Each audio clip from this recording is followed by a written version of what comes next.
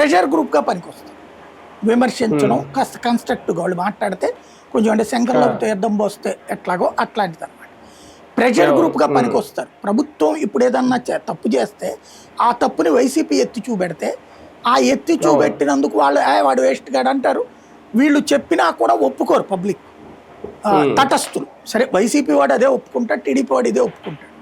తటస్థులు ఒప్పుకోరు, ఒప్పుకోకుండా ఉంటుంది. ఇది పార్టీ కాబట్టి, రాజకీయం కాబట్టి. అదే ఇదే వీళ్ళు ఉన్నారనుకోండి, ఇప్పుడు ఇదివరకు జయప్రకాష్ నారాయణ గారు మాట్లాడితే ఒక విశ్వసనీయత ఉంటుంది.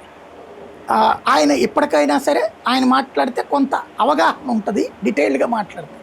అట్లాగా ఇప్పుడు ఆ ప్లేస్లోకి ఏబీ గారు వచ్చారు. అది అంతకుమించి తేడా. కానీ నిజంగా కొన్ని రాజకీయ పార్టీల్లో అంటే వైసీపీలో కానీ కూటమిలో ఉన్న రాజకీయ పార్టీల్లో కానీ అసంతృప్తులు ఎవరైతే ఉంటారో వాళ్ళకి ఇప్పుడు ఒక షెల్టర్ అవసరమా? ఇప్పుడు ఈ కొత్త వేదిక, ఈ ఫ్రంట్ అటువంటి వాళ్ళకి ఒక షెల్టర్ ఇస్తుందా? పనికిరాదండి. అంటే ఇప్పుడు కాంగ్రెస్ ఉంది, ఆ లెక్కనైతే కమ్యూనిస్టులు ఉన్నారు. వీళ్ళు అంత పెద్ద ఇది కాదు, వాళ్ళకు వచ్చే ఓట్లలో పావంతు కూడా వీళ్ళు సాధించలేరు. నేను చెప్పినట్టు వీళ్ళు భవిష్యత్తులో ప్రెషర్ గ్రూప్గా పనికొస్తారు.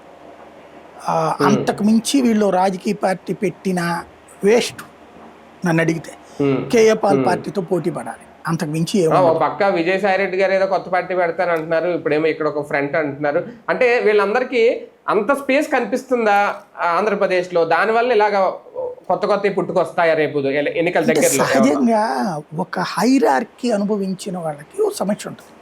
ఇప్పుడు మనం రోజు పోయే కొద్దీ జరిగే మార్పులకు ఒప్పుకోవాలి. ఇప్పుడు నేనున్నాను, మీకు తెలుసు నా కెరీర్ ఏంటనేది, ఆఫీసులో ఎట్లా ఉంది నా స్టేటస్, ఏ స్టేజ్లో ఉండేది, ఇదంతా చూశారు కదా మీరు. నా క్యాబిన్ ఏంటి, ఇదంతా కూడా. ఆ తర్వాత వచ్చిన ఛానల్ ఏపీ 24/7 లేకపోతే ప్రైమ్ 9లోనే చూశారు ఎట్లా.